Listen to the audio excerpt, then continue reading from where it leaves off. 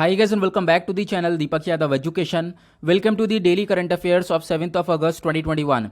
तो गाइज आज है तारीख 7 अगस्त 2021। आज की तारीख से जितने भी मोस्ट इंपॉर्टेंट करंट अफेयर्स बनेंगे उन सभी करंट अफेयर्स को हम लोग डिटेल में डिस्कस करेंगे। नाउ बढ़ते हैं आगे बढ़ने से पहले गाइज अगर आप लोगों को इस लेक्चर का पीडीएफ चाहिए तो नीचे डिस्क्रिप्शन बॉक्स में आप सभी लोगों को टेलीग्राम का लिंक दिया गया है, वहां से जाकर आप लोग इस लेक्चर के पीडीएफ को डाउनलोड कर सकते हो। और यह है मेरी Instagram ID Deepak Yadav education, यहाँ पर जाकर फॉलो कर लेना। अपनी जितनी भी क्वेरीज है मुझसे आप लोग यहाँ पर पूछ सकते हो, इसका लिंक भी नीचे डिस्क्रिप्शन बॉक्स में दे दिया गया है।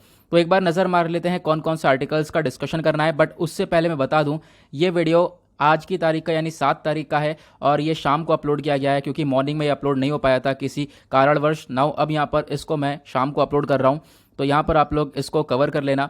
और जैसी चीज़ें चल रही थी वैसी रेगुलर चलते रहेंगी। और कल संडे है तो कल संडे को आपका एक एडिटोरियल का वीडियो आने वाला है। जितने भी हमारे पास्ट एडिटोरियल्स रह गए हैं तो वो कल यहाँ पे कवरेज आपको मिल जाएगा। ओके, नाउ आज हम सबसे पहले बात करेंगे टूनिशिया के बारे में। टूनिशिया चर्चा में है, ये इंटरनेशनल रिलेशंस के पॉइंट ऑफ व्यू से इंपॉर्टेंट न्यूज़ है। देन उसके बाद यहाँ पे एनवायरमेंट के पॉइंट ऑफ व्यू से एक आर्टिकल है जहाँ पर चर्चा हो रही है स्वेन होज सॉफ्ट शेल टर्टल के बारे में। तो ये टर्टल क्या है एग्जैक्टली, इसका क्या महत्व है, इसके बारे में डिस्कशन होगा। इंपॉर्टेंट आर्टिकल है। देन उसके बाद न्यूक्लियर पावर को और ज़्यादा बढ़ाने की बात करी गई है, इलेक्ट्रिसिटी को जनरेट करने की बात करी गई है। क्या कैपेसिटी है हमारी आज के टाइम पर न्यूक्लियर पावर को लेकर, इसके बारे में चर्चा करी गई है। इंपॉर्टेंट आर्टिकल है। देन उसके बाद यहाँ पे कुछ सोशल इश्यूज़ को लेकर आर्टिकल हैं, जैसे कि नेशनल चाइल्ड लेबर प्रोजेक्ट क्या है, इसके बारे में डिस्कशन होगा। ये न्यूज़ में क्यों आया है, बहुत सारी डिटेल इंफॉर्मेशन है। देन उसके बाद एक और बहुत ही शानदार आर्टिकल है पॉपुलेशन ग्रोथ को लेकर। तो पॉपुलेशन ग्रोथ को लेकर सरकार क्या क्या स्टेप्स उठा रही है ताकि इस ग्रोथ को थोड़ा सा रेगुलेट किया जाए, इसके बारे में यहाँ पे डिस्कशन किया गया है। तो दोनों आर्टिकल एक तरीके से सोशल इश्यूज के पॉइंट ऑफ व्यू से इंपॉर्टेंट हो जाएंगे। देन उसके बाद नीचे आपको 2-3 आर्टिकल स्पोर्ट्स सेक्शन से दिख रहे होंगे क्योंकि टोक्यो ओलंपिक्स चल रहे हैं तो उसके रिगार्डिंग बहुत सारे आर्टिकल्स चर्चा में हैं, जैसे कि मेजर ध्यानचंद खेल रत्न अवार्ड चर्चा में है। ठीक है, क्योंकि अभी यहाँ पर एक अवार्ड का नाम चेंज किया गया है, आगे मैं आप लोगों को बताऊंगा। देन उसके बाद रवि कुमार दहिया काफ़ी ज़्यादा चर्चा में है। देन उसके बाद इंडिया मेन्स जो हॉकी टीम है ये काफ़ी ज़्यादा चर्चा में है, किस किस पर्पज से चर्चा में है इसके बारे में डिस्कशन करेंगे। तो यहाँ पर मैंने काफ़ी सारे स्पोर्ट्स सेक्शन के आर्टिकल भी ऐड कर रखे हैं ताकि जो वनडे एग्जाम में क्वेश्चन पूछे जाते हैं वो भी यहाँ पर कवर अप हो जाएं। लास्ट आर्टिकल अच्छा हाँ, ये लास्ट वाला आर्टिकल शायद रिपीट हो चुका है, ये सेकंड वाला आर्टिकल ही है। ओके, चलो स्टार्ट करते हैं। तो आज का जो पहला आर्टिकल है वो रिलेट होने वाला है इंटरनेशनल न्यूज़ से, यानी जीएस पेपर 2 के पॉइंट ऑफ व्यू से। टूनिशिया चर्चा में क्यों है, क्योंकि टूनिशिया में चल रहे हैं बहुत ज़्यादा प्रोटेस्ट। लगभग आप कह सकते हो कि यहाँ पे डेमोक्रेसी काफ़ी लंबे समय से रही, लेकिन उसके बाद क्या हुआ है, आज के टाइम पर जो टूनिशिया के प्रेसिडेंट हैं काइस सईद, इन्होंने सस्पेंड कर दिया है वहाँ के प्राइम मिनिस्टर को। आपको समझना है, टूनिशिया के जो प्रेसिडेंट हैं उन्होंने वहाँ के प्राइम मिनिस्टर को सस्पेंड कर दिया है। इसके पीछे का रीज़न क्या है, रीज़न ये बोला जा रहा है क्योंकि लोग बहुत ज़्यादा प्रोटेस्ट कर रहे हैं और प्रोटेस्ट करने के पीछे का कारण यह है कि वहाँ की जो सरकार है वो कोविड को सही से संभाल नहीं पाई है और उसकी वजह से इकोनॉमिक क्राइसिस प्लस और भी बहुत सारी दिक्कतें वहाँ पर क्रिएट होती हुई नजर आएंगी। तो इसकी वजह से यहाँ पर वहाँ के प्रेसिडेंट ने वहाँ के प्राइम मिनिस्टर को सस्पेंड किया है। क्योंकि इसके पीछे का एक और कारण भी है, क्योंकि वहाँ पे हुआ क्या, जो वहाँ के प्राइम मिनिस्टर है ना, ध्यान से सुनना क्या सिनेरियो है पूरा का पूरा। जो टूनिशिया के प्रेसिडेंट हैं इन्होंने वहाँ के प्राइम मिनिस्टर को कर दिया है सस्पेंड। इसके पीछे का रीज़न मैंने आपको बता दिया कि कोविड को सरकार वहाँ से संभाल नहीं पाई है और लोग प्रोटेस्ट कर रहे हैं, इकोनॉमिक लॉस बहुत ज़्यादा हो चुका है, लोग बहुत ज़्यादा परेशान हो चुके हैं।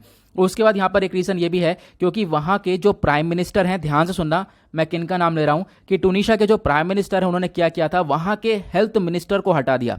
ठीक है, वहाँ के हेल्थ मिनिस्टर को हटा दिया क्योंकि वहाँ के प्राइम मिनिस्टर का कहना यह है ये सारी जिम्मेदारी हेल्थ मिनिस्टर की और हेल्थ मिनिस्टर की वजह से ये सारे क्राइसिस देखने को मिले हैं। अब ये बात जो है प्रेसिडेंट को अच्छी वहाँ की बिल्कुल भी नहीं लगी और एक तरीके से ये जो हेल्थ मिनिस्टर हैं वो कहीं ना कहीं रिलेशन में हैं वहाँ के प्रेसिडेंट के भी। तो इन्होंने क्या करा, प्राइम मिनिस्टर ने हेल्थ मिनिस्टर को हटाया और प्रेसिडेंट ने इन सबको हटा दिया। बोला कि देखो यहाँ पे इस क्राइसिस के पीछे कोई एक जिम्मेदार नहीं है, इसके पीछे सब जिम्मेदार हैं। तो इसको लेकर आपको ये पूरा का पूरा सिनेरियो देखने को मिलेगा। आज के टाइम पर टूनिशिया के अंदर बहुत ज़्यादा पॉलिटिकल क्राइसिस देखने को मिलेंगे। एग्जैक्टली टूनिशिया न्यू मैप में कहाँ पर है, तो यहाँ पे आप लोग देख सकते हो ये है टूनिशिया। ठीक है, इसके ऊपर आपको मेडिटेरेनियन सी देखने को मिल जाएगा और इसकी नेबरिंग कंट्रीज कौन कौन सी है इसको ध्यान से देख लेना। यहाँ पर आपको अल्जीरिया देखने को मिल जाएगा वेस्टर्न साइड में, ईस्टर्न साइड में लीबिया देखने को मिल जाएगा। देन उसके बाद यहाँ पर माल्टा है, ऊपर इटली है और टूनिशिया की कैपिटल हो जाएगी ट्यूनिस। ओके, इसके बारे में ध्यान रखना, जो भी कंट्री आती है वो इंपॉर्टेंट हो जाती है एग्जाम के पर्सपेक्टिव से। ये चीज़ें मैंने आपको बता दी क्या हो रहा है, क्योंकि यहाँ पे गवर्नमेंट को बोला गया कि आपने जो है कोरोना वायरस पैंडेमिक को मिस हैंडल किया है। ये सारी चीज़ें मैंने आप लोगों को बता दी हैं। टूनिशिया की लोकेशन के बारे में चर्चा करी है, ये भी मैंने आप लोगों को बता दिया है कि नदर्न मोस्ट कंट्री है अफ्रीका के अंदर। इसके आसपास की कंट्रीज़ हैं अल्जीरिया, लिबिया, मेडिटेरेनियन सी इसके आसपास पड़ता है। ठीक है, ये सारी चीज़ें मैं आप लोगों को बता चुका हूँ। इसकी कैपिटल और लार्जेस्ट सिटी है टूनिस। नाउ अब बात करते हैं नेक्स्ट आर्टिकल की तरफ। अब जो नेक्स्ट आर्टिकल आने वाला है वो है एनवायरमेंट के पॉइंट ऑफ व्यू से इंपॉर्टेंट, और एनवायरमेंट सेक्शन आपका यूपीएससी में जीएस पेपर 3 के अंदर में आता है। तो सबसे पहला आर्टिकल है स्विनहोज सॉफ्ट शेल टर्टल के बारे में। ये टर्टल कुछ इस प्रकार से दिखता है, तो आप लोगों को देख लेना है क्योंकि ये इंपॉर्टेंट है। अब देखो क्या हुआ है, पिछले कुछ सालों में बहुत सारे एफर्ट्स लगाए जा रहे हैं कंजर्वेशनिस्ट के द्वारा कि इन टर्टल्स को बचाया जा सके, क्योंकि ये जो टर्टल्स हैं ये वर्ल्ड्स मोस्ट एंडेंजर्ड टर्टल कहलाए जाते हैं। मतलब दुनिया में ये टर्टल की जो पॉपुलेशन है वो बहुत ज़्यादा कम है। अगर हमने इनको प्रोटेक्शन नहीं दी तो ये प्रजाति जल्द से जल्द खत्म हो जाएगी। तो ऐसी चीज़ें यहाँ पर आपको इन टर्टल के रिगार्डिंग देखने को मिल जाएगी। अब क्या है, मतलब ये खत्म होने वाले हैं तो इसकी वजह से इनको प्रोटेक्शन की ज़रूरत है। इस टर्टल को, ये जो मैंने आपको नाम बताया है स्विनहोज सॉफ्ट शेल टर्टल, इसके अलावा होआन केम टर्टल भी बोला जाता है, साथ ही साथ यंगसे जायंट सॉफ्ट शेल टर्टल भी बोला जाता है। वियतनाम के अंदर, ध्यान से सुनना, वियतनाम के अंदर जो ये टर्टल है ना, इनका बहुत बड़ा कल्चरल सिग्निफिकेंस है। जो हनोई के अंदर लोग रहते हैं वो वहाँ पर एक तरीके से इस टर्टल को लिविंग गॉड मानते हैं। मतलब कल्चरल एस्पेक्ट के पॉइंट ऑफ व्यू से ये टर्टल बहुत ज़्यादा इंपॉर्टेंट देखने को मिलेगा। प्लस उसके बाद इस टर्टल का साइंटिफिक नेम क्या है, देखो साइंटिफिक नेम के रिगार्डिंग पहले बहुत ज़्यादा क्वेश्चन पूछे गए हैं। जो भी एनिमल न्यूज़ में आता है सबसे पहली बात आपको देख लेना है कहाँ से बिलोंग करता है, उसका साइंटिफिक नेम क्या है। साइंटिफिक नेम बहुत इंपॉर्टेंट होता है। तो इसका नाम है राफेतस स्वेनहोई। ओके, नाउ ये जो टर्टल है यहाँ पे आप देख पाओगे ग्रे कलर का है, लाइट ग्रे और येलो स्पॉट्स इसके ऊपर आपको देखने को मिल जाएंगे। जैसे मैंने आपको पिक्चर दिखाया है, ग्रे येलो कलर के स्पॉट्स भी इसके ऊपर देखने को मिल जाते हैं। सिग्निफिकेंस की बात करें तो ये टर्टल इंपॉर्टेंट भी है, प्लस हमारे इकोसिस्टम के लिए भी इंपॉर्टेंट है, क्योंकि कुछ रिसर्चर्स का कहना यह है ये सी फ्लोर बायोसिस्टम के लिए यहाँ पे काम करता है। एक तरीके से इसका बहुत बड़ा कंट्रीब्यूशन है कि जो सॉइल के न्यूट्रिएंट्स हैं, यानी कि जो मिट्टी के अंदर जो न्यूट्रिएंट्स देखने को मिल जाएंगे उसको और ज़्यादा एनहेंस करता है। तो इसकी वजह से ये टर्टल हमारे लिए इंपॉर्टेंट भी है। हैबिटेट की बात करें तो कहाँ पर पाया जाता है, तो ये जो इसका जो नेचुरल हैबिटेट है वो वेटलैंड है। ठीक है, ऐसे लैंड जहाँ पर पानी वगैरह देखने को मिल जाए, साथ ही साथ उसके बाद जो बड़ी बड़ी झील होती हैं वहाँ पर ये टर्टल्स पाए जाते हैं। ज़्यादातर इनका हैबिटेट वही होता है। अगर क्वेश्चन ये आता है कि ये जो टर्टल हैं ये सबसे ज़्यादा कौन सी कंट्री के अंदर देखने को मिलते हैं, तो चाइना और वियतनाम के ये नेटिव टर्टल्स हैं। इसके बारे में ध्यान रखना है। इन टर्टल्स को काफ़ी ज़्यादा खतरा भी आज के टाइम पर, खतरा किस चीज़ से है, तो हंटिंग हो जाती है, प्लस एग्स के लिए, मीट के लिए हंटिंग की जाती है। इसकी वजह से जो है यहाँ पर इनको खतरा भी नजर आएगा। देन बढ़ते हैं नेक्स्ट आर्टिकल की तरफ। अब ये आर्टिकल है, ये भी इंपॉर्टेंट है एनवायरमेंट के पॉइंट ऑफ व्यू से, प्लस साइंस एंड टेक से भी आप इसको रिलेट कर सकते हो। चर्चा हो रही है न्यूक्लियर पावर के बारे में। अब जो हमारे union minister for science and technology हैं, इन्होंने इन्फॉर्म किया लोकसभा को कि जो आज के टाइम पर 2020-21 के अंदर न्यूक्लियर पावर जो टोटल इलेक्ट्रिसिटी जनरेशन के अंदर ये शेयर कितना करता है, इसका जो शेयर है वो है 3.1% का साल 2020-21 के अंदर। जैसे मैंने आपको बताया कि जो न्यूक्लियर पावर का शेयर है, जितनी भी हमारे अंदर हमारे यहाँ इलेक्ट्रिसिटी जनरेट हो रही है उसके अंदर न्यूक्लियर पावर का शेयर 3.1% का देखने को मिलेगा साल 2020-21 के अंदर, ऐसा यहाँ पर बोला गया है। देखो बहुत सारे जो न्यूक्लियर पावर प्लांट्स हैं ये प्लान किए जा रहे हैं कि फ्यूचर में इनको भी सेटअप किया जाएगा, और जो हमारी इलेक्ट्रिसिटी जनरेशन की पावर कैपेसिटी है इसको भी हम लोग इन्हेंस करेंगे, बढ़ाएंगे। कोशिश ये रहने वाली है कि हम लोग इसको 22,480 मेगावाट तक पहुंचा सकें 2031 तक। तो ये हमारा टारगेट है। आज के टाइम पर हमारे पास कितने मेगावाट तक की इलेक्ट्रिसिटी जनरेशन है, वो है 6,780 मेगावाट्स। तो इसको इंक्रीज करने के बारे में यहाँ पे चर्चा हुई है। आज के टाइम पर लगभग 22 रिएक्टर्स देखने को मिलेंगे जिनकी जो टोटल कैपेसिटी है वो है 6,780 मेगावाट्स। ये आपको ऑपरेशन में देखने को मिलेंगे। प्लस उसके बाद एक रिएक्टर है KAPP3, ये 700 मेगावाट का है। ये इसको अभी यहाँ पर 10 जनवरी 2021 के अंदर ही ग्रिड से कनेक्ट किया गया है। ठीक है, उसके बाद लगभग 10 न्यूक्लियर पावर रिएक्टर्स ऐसे हैं जिनकी यहाँ पर पावर है 8,000 मेगावाट कैपेसिटी है इनकी। तो इनको ये जो पावर, एक तरीके से न्यूक्लियर पावर रिएक्टर्स हैं, ये अंडर कंस्ट्रक्शन चल रहे हैं, मतलब इनके ऊपर काम चल रहा है। उसके बाद यहाँ पर और भी बहुत सारे न्यूक्लियर पावर्स हैं, एक तरीके से इनके ऊपर भी कंस्ट्रक्शन चल रहा है, इनको भी सेटअप किया जाएगा आने वाले टाइम पर। तो हम लोग जो अपनी इलेक्ट्रिसिटी जनरेशन की कैपेसिटी है इसको आने वाले टाइम पर इंक्रीज करते हुए नजर आएंगे। ओके, अब आते हैं नेक्स्ट आर्टिकल की तरफ। तो मतलब ज़्यादा अच्छे आर्टिकल आपको देखने को मिलेंगे आज, और काफ़ी शॉर्ट न्यूज़ हैं, ज़्यादा डिटेल वाली चर्चा नहीं करी गई है। तो यहाँ पर हम लोग जल्दी जल्दी इसको अपने करंट अफेयर को कवर करेंगे। उसके बाद यहाँ पे एक आर्टिकल है सोशल इश्यूज़ के रिगार्डिंग। ये आर्टिकल आपका जीएस पेपर 1 के पॉइंट ऑफ व्यू से इंपॉर्टेंट हो जाएगा। अब सोशल इश्यूज़ में बात करी गई है पहले आर्टिकल में नेशनल चाइल्ड लेबर प्रोजेक्ट के बारे में। साल 2020-21 के अंदर लगभग 58,000 चिल्ड्रन हैं जिनको बचाया गया है, रेस्क्यू किया गया है। कहाँ से? इंडिया से, फ्रॉम वर्क, यानी कि ये लोग वर्क कर रहे थे, एक तरीके से मजदूरी से इनको बचाया गया है, लेबर से इनको बचाया गया है 58,000 चिल्ड्रंस को। अब बचाकर क्या किया गया इनका? बचाकर इनको एक तरीके से सपोर्ट करा गया है, इनको एक तरीके से पूरी तरह से हेल्प प्रोवाइड करवाई गई है। किसके अंडर में? नेशनल चाइल्ड लेबर प्रोजेक्ट के अंडर में ये चीज़ें यहाँ पर बताई गई हैं। अब आप देख सकते हो ये साल 2019-20 का डेटा है और ये साल 2020-21 का डेटा है। साल 2020-21 के अंदर लगभग 58,289 चिल्ड्रंस को रेस्क्यू किया गया है और उनको सपोर्ट प्रोवाइड किया गया है। और साल 2019-20 के अंदर भी आप देख पाओगे लगभग 54,894 चिल्ड्रंस को रेस्क्यू किया गया है, इनको भी बचाया गया है इस लेबर से। ठीक है, तो ये आपको ध्यान रखना है। देन उसके बाद इस प्रोजेक्ट के बारे में अगर हम बात करें तो ये जो नेशनल चाइल्ड लेबर प्रोजेक्ट है, ये बेसिकली जो स्कीम है कि एक सेंट्रल सेक्टर स्कीम है। इस स्कीम के अंडर में जो एक तरीके से इस स्कीम के अंडर में क्या होता है, जो डिस्ट्रिक्ट प्रोजेक्ट सोसाइटीज़ हैं इनको सेटअप किया जाता है डिस्ट्रिक्ट लेवल पर। अब ये किसके एक तरीके से जो ये सोसाइटी सेटअप करी जाएंगी, किसके चेयरमैनशिप के अंदर सेटअप की जाएंगी, मतलब कौन इसको देखेगा? तो जो कलेक्टर होंगे या फिर डिस्ट्रिक्ट मजिस्ट्रेट होंगे वो इन सब चीज़ों को चेक करेंगे कि किस प्रकार से ये जो प्रोजेक्ट है इंप्लीमेंट हो रहा है, अच्छी तरीके से प्रोजेक्ट इंप्लीमेंट हो भी रहा है या नहीं, ये सारी चीज़ें यहाँ पर डिस्ट्रिक्ट मजिस्ट्रेट देखेंगे। देन उसके बाद इस स्कीम के अंडर में जो भी चिल्ड्रन है लगभग 9 से 14 साल तक की उम्र के, इनको एक तरीके से जो भी वर्क कहीं पे भी काम कर रहे हैं, लेबर की तरह काम कर रहे हैं, वहाँ से हटाया जाएगा, वहाँ से लाएंगे निकाल कर और एनसीएलपी स्पेशल ट्रेनिंग सेंटर्स के अंदर भेजा जाएगा इनको। और उन ट्रेनिंग सेंटर्स के अंदर उन बच्चों को एजुकेशन प्रोवाइड करवाई जाएगी, vocational training, mid day meals दी जाएंगी, कुछ पैसा प्रोवाइड किया जाएगा, हेल्थ केयर का भी ध्यान रखा जाएगा। इन सब चीज़ों की वजह से क्या होगा, वो बच्चा थोड़ा सा ग्रो करता हुआ नजर आएगा। तो अभी मैंने बात करी थी ये 9 से लेकर 14 साल तक के बच्चों को सपोर्ट मिलेगा। उसी प्रकार से जो 5 से 8 साल के बच्चे हैं वो भी डायरेक्टली यहाँ पे उनको भी लिंक किया जाएगा फॉर्मल एजुकेशन सिस्टम से। ठीक है, एक तरीके से यहाँ पर उनको भी एजुकेशन प्रोवाइड करवाई जाएगी। अब यहाँ पर बोला गया है एक डेडिकेटेड ऑनलाइन पोर्टल है जिसका नाम है पेंसिल। काफी बार डिस्कशन किया है हम लोगों ने इसके बारे में द हिंदू न्यूज़पेपर एनालिसिस के अंदर। पेंसिल की फुल फॉर्म है platform for effective enforcement for no child labour.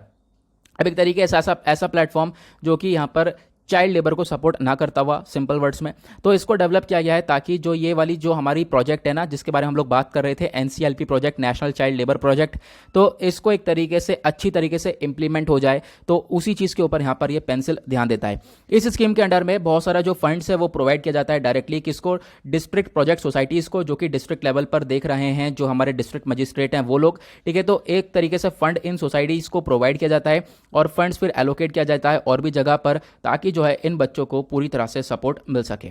उसके बाद बात करेंगे नेक्स्ट आर्टिकल के बारे में। तो यहाँ पर चर्चा हो रही है पॉपुलेशन ग्रोथ को लेकर। तो यहाँ पर क्या हुआ है कि एक तरीके से जो बहुत बड़े बड़े स्टेप्स लिए गए हैं हमारे गवर्नमेंट के द्वारा पॉपुलेशन को स्टेबलाइज करने के लिए पिछले 5 सालों में, वो स्टेप्स कौन कौन से हैं इसको लेकर चर्चा हो रही है। यह आर्टिकल लाइव मिनट के अंदर भी देखने को मिला था, इंडियन एक्सप्रेस के अंदर भी देखने को मिला था।